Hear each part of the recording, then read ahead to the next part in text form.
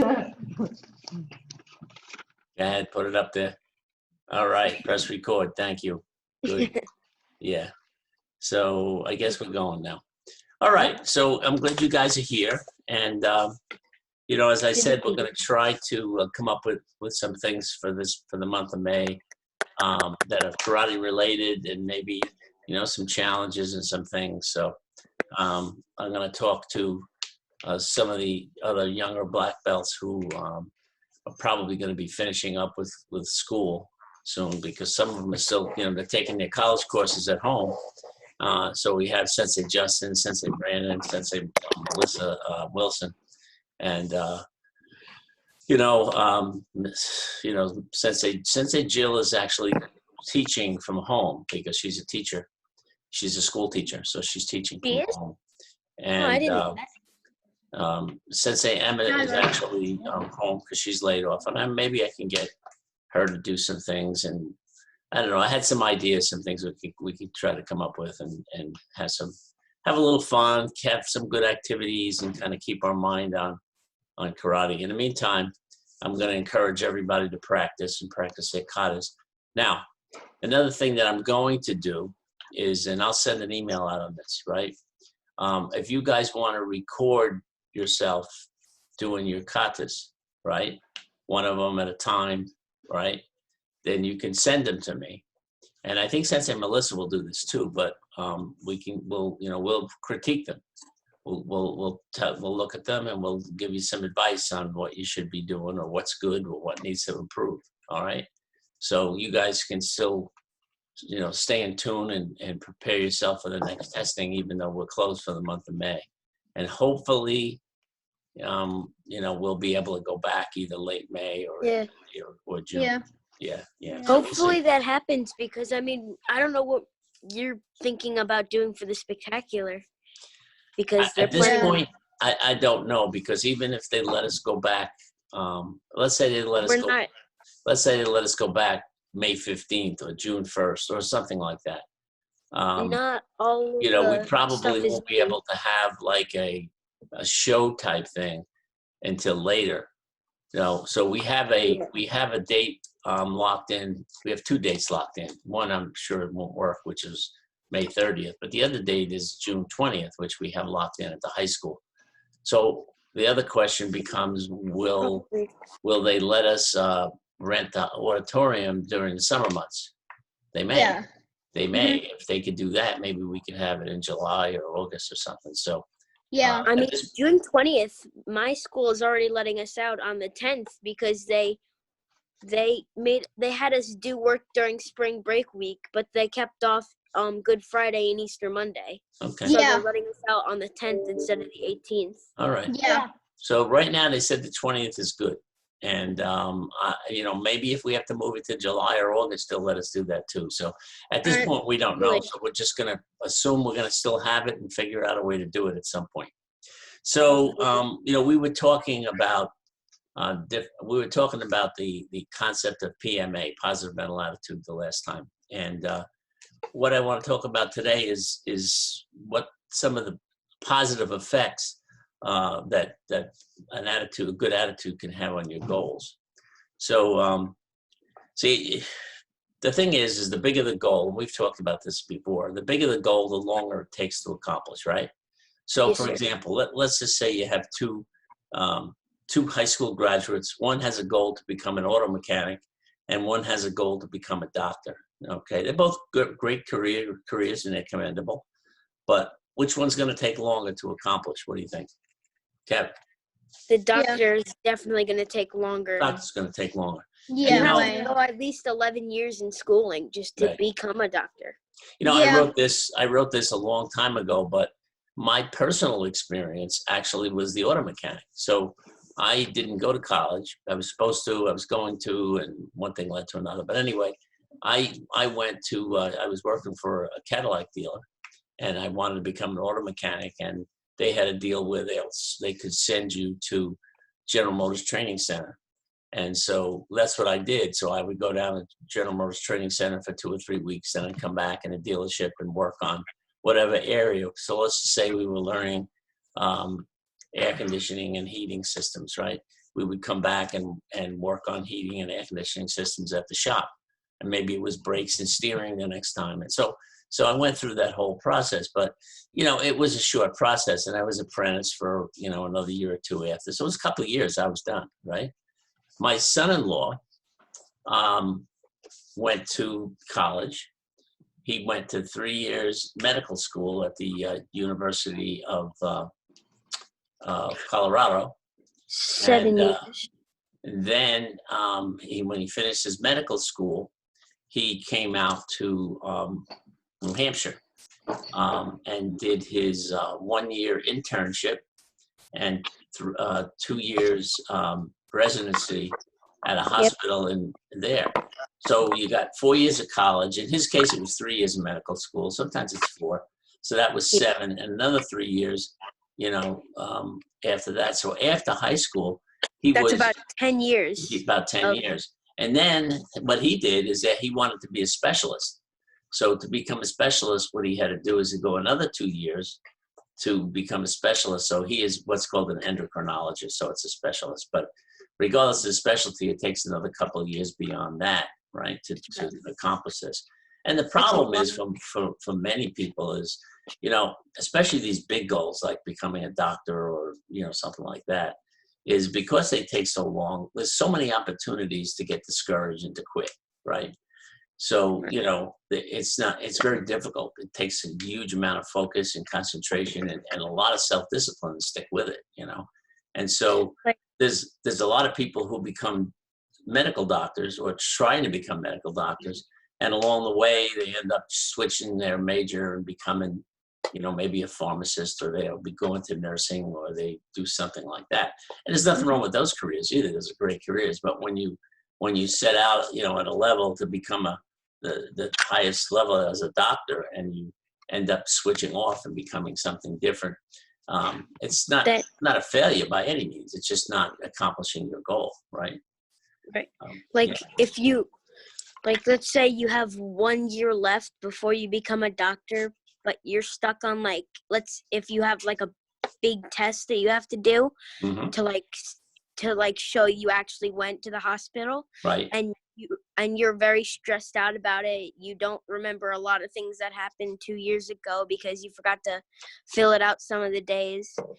You might want to quit because you don't know what you might have to go back and go another 3 or 4 years doing just staying at the hospital. Let me give you another example. So let's say somebody wants to become a lawyer. So they got to do 4 years of college, and they have to do well to be able to get into law school. And then law school, I think, is about another 3 years usually, sometimes 4. But that's all well and good, but you're done with that. And guess what? You can't practice law yet, because in every state you have to pass what's called a bar exam. The bar exam is basically how you get certified in that state to become a lawyer. And the problem is if you become a lawyer in New Jersey, you can't just go in New York and practice. You have to go through and take either a bar, a full bar, or some other kind of equivalency test to get approved to go and practice in another state. So it's a long journey. There's a lot of guys who have taken the bar, exam and failed it multiple times because it's hard. Another good example of that is a CPA, which is a certified public accountant. People go to college. It's a little shorter trip, but basically they might go 4 or 5 years. They get their degree in accounting. Maybe they get their master's in it, right? Maybe it takes another year or so. But then they have to pass the CPA test, Certified Public Accountant test.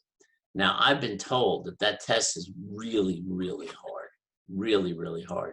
And a very high percentage of people who take it don't pass on the first round. So, I mean, they study, they go to college, they go to law school, they go through this whole thing, and they take this test and they don't pass. So it's discouraging, and then they have to study all over again. And you can take it more than once. I think you can't take it. I don't know. I think it's different in every state, but you might have to wait 6 months to take it again, and you have to go through maybe a year, and you have to go through and you have to study everything again. And some people have to do that 2 or 3 times before they pass the CPA test. So it's very hard. Yeah. So some people, you know what they do? They just don't. They never get their CPA, so they can work as an accountant. That's fine. But you know, the CPAs get to work for the really better firms, and if they go into their own business, yeah, that's fine. But they're limited of what they can do if they don't have the CPA license, right? So they can do some things, but they can't do everything. So you know, it's not as good as going all the way and accomplishing what you started off at, right? So here are some ideas and strategies for creating positive mental attitude or maintaining it, really. So we talked about having this internal dialogue that goes on in your head, right? And the questions that we ask ourselves and things like that.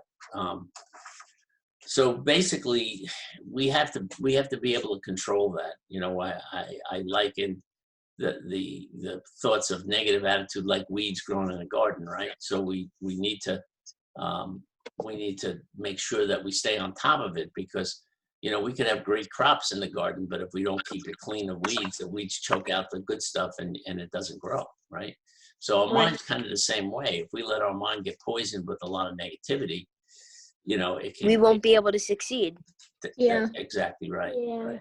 So some people use affirmations. That I'm not personally not big on affirmations, but some people use affirmations. So affirmations are like short positive statements that kind of target our subconscious mind and help us start to believe a certain way. You know, let me give you an example of how that works. It's kind of like brainwashing yourself, right? So, you know, in the military, some of the guys, some of the pilots during the Vietnam War and other people were captured, right? And they were in prisons for a long time. And a lot of these prisons, they had these loudspeakers going like all day and all night. And after so many months and years in these prisons, they started to believe to some extent some of the things that they were hearing over and over and over again, right? Hi, I'm sorry we're late. that's okay. Come on, guys, go to the dining room. Hi guys, come on in. Mrs. Roman, Yes. we did remember to record this one, so this will be up probably tomorrow. Okay. All right, great. So, yeah, so, where were we, guys? We're talking about Say that again? being captured in a war. Oh, okay, yeah, so these With the prisoners of speakers. war heard these loudspeakers going off day and night and day and night. And they didn't change right away and say, oh, these guys are right and we're wrong. That didn't happen. But a little at a time, they started to question their own beliefs. And so that process actually works. It's been proven. So why can't you do that to yourself? Why can't you program yourself and your subconscious mind? So let's talk real quickly about the subconscious mind. And there's different words for it. Some people call it unconscious mind, there's different things. But what we have is we have a conscious thinking mind. It's the mind that we're thinking with right now. It's the one that helps us decide what we want to do, right? It's the one that makes all the little decisions and thinking and conversation and stuff like that.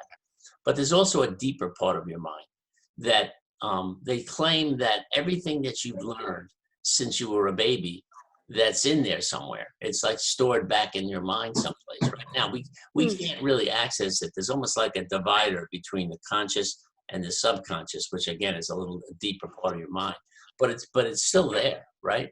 And so your subconscious mind controls a lot of things. So for example, if you have a habit that you've created, that habit is stored there. So they say, let me give you an example of that. So they say that for a baby to be able to feed themselves, it takes a huge amount of coordination. And it's actually a series of sort of mechanical Yeah, because the baby has to be able to put the food on the spoon and then pick up the spoon and put the spoon in their mouth. right. And Then take And it it out. seems so on the table. and it seems so easy, but in reality, for a baby to learn, you've all watched a small little baby. I don't know what age they're at when they do this. Maybe they're, a little bit over a year or something, and they take the spoon and they kind of try to get it in, and they might get a little on it, and then they put it, and it goes on their face or it drops on their lap, and it's a right. And so it takes a while for them to develop that coordination to be able to do it. Now, when you guys eat, you don't have to think about that, do you? No, we just You just eat, right? Most You of could us just eat, pick you up could the- probably do 2 or 3 things at once. You could be talking to somebody, you could be watching TV, you could be doing a bunch of things and never have a problem with that. Why? Because that coordination was a learned process that's stored in your subconscious. It's the same as like riding a bike, right? To learn to ride a bike, you have to think about it at the beginning. You have to think about every move and the balancing and the turning and the leaning and all that. And after you know how to ride a bike, again, that's all stored there. It's like parents driving a car. They can jump in the car and drive it and talk to you guys and have the radio on. Sometimes as an adult, you'll drive from one place to the other and not remember the whole trip. I'm serious. But your subconscious actually has full control of that vehicle all the time, right? When it needs to, bam, it needs to stop on the brake, it needs to turn, it needs to do it. It's there. It's there for you, right? So that's the Especially if you put- subconscious part of the mind. And so when we have habits and we have goals that are entrenched in our mind that we have to do and we really want to do things, these are the kinds of things we can program. So we can program our subconscious for good things. It can automatically get programmed for bad things, right? It can get programmed for bad things without us sometimes noticing it if we're not paying attention, right? or even realizing. Or realizing it. That's right. You know, the weeds grow in the garden without us having to do anything, right? They just grow. goes on, right? Yeah. You know, there's a little story about that. It's kind of a cute little story. So this lady had this beautiful garden. I mean, it was gorgeous. It had all these beautiful flowers, and they had made pathways between them, and she had all the colors coordinated. It was really beautiful. And one of her friends came by one day and said to her, "Oh, gee," she said, "God gave you a beautiful garden." She said, "Yeah, you know, he did." He said, "But you should have seen it when God had it all by himself." In other words, if you just let the weeds grow, it gets, you know, so you got to do something to keep it that way, right? So that was the thing. So, so affirmations. So there's a bunch of them that I have here. I'm not going to read them all off, but these are things you just program yourself. You know, you might say something like, "Every day in every way, I'm getting better and better, better and better," right? Every bad day in every habit. way, I'm getting smarter and smarter, smarter and smarter. Mhm. So A you bad can- habit. You know, if you said that every day, a whole bunch of times, your mind, you start to believe it subconsciously, and you start to act as if it were true, even before it's true. See? So those are one thing that we can do. The other thing Sometimes- that I think really, really important to do is to make sure that we associate with the right people, right? One of my success coaches, he's no longer with us, but a guy named Jim Rohn teaches that we will become the sum total of the 5 people we're around the most, right? The people who are friends, associates, and family members influence us more than we might think. While we can't choose your family and relatives, you can choose your friends and associates. Develop relationships with people who are like you or you would like to become.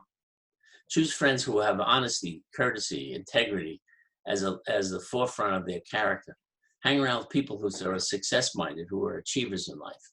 See, because the same thing we were talking about before, if you hung around with somebody, say, for example, who liked to do some things that were maybe not honest, maybe it was a nice person, you liked them and you got along with them, maybe they were funny, maybe they were kind of even leader of the group that you kind of hung around with, but they had some qualities that weren't really the best, right? If you hang around with that person long enough, guess what? Your values that you believe in, You're gonna get the same qualities. they become they become compromised a little at a time. It's like the brainwashing thing. It doesn't happen immediately. It does happen a little. It happens over time. A little bit at a time, right? Yeah. So that you know you have to be really careful. You have to make sure that the people that you're gonna be friends, you're gonna hang with, you're gonna be with all the time, are the kind of people. You know, it's even better if you could choose people that are, you know, they're kind of ahead of you on the spectrum. In other words, you know, they're maybe they've already accomplished some of the things that you would like to accomplish, because now Or maybe they already.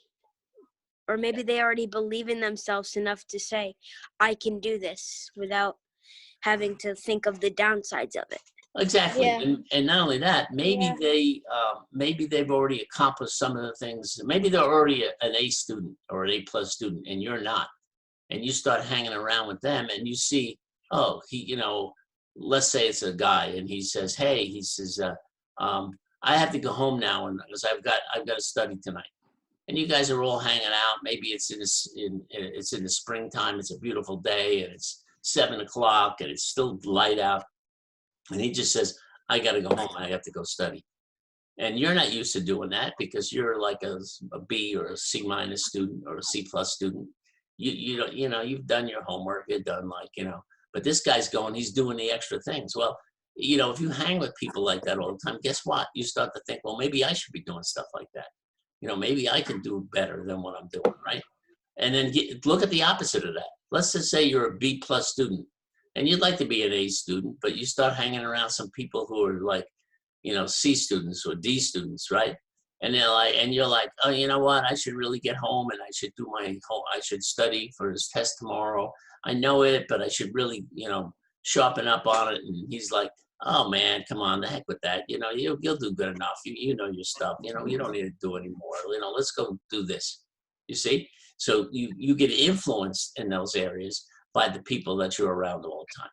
So be really careful and think about it because it's your life, right? And you want to make sure that you give yourself the best chance for success in anything that you do. And success doesn't have to be money. It doesn't have to be position or fame or anything else. It could just be being a really good quality person, being a good friend to other people, being someone who cares, who has empathy, who has courage, who thinks about other people and puts them in an important position in their life and shares and gives, right? So that's the kind, those are good success qualities as well. So it doesn't always have, when we talk success, it doesn't always have to be, oh, you're driving a BMW and you live in this big house and you have a swimming pool and you got a boat, you got a vacation home and all that stuff. All that stuff is nice. There's nothing wrong with that as long as you do it honorably and fairly and all that. That's all great. And there's no reason not to aspire to have that stuff, but not at the expense of giving up your integrity and your honor. Okay. So Okay. I mentioned before the Romans there that we're going to be. Were you guys on the? Were you guys? In fact, let me shut off the recording, and then I just want to talk to you guys a minute. Hang on one second. So how do I do that? Let's see.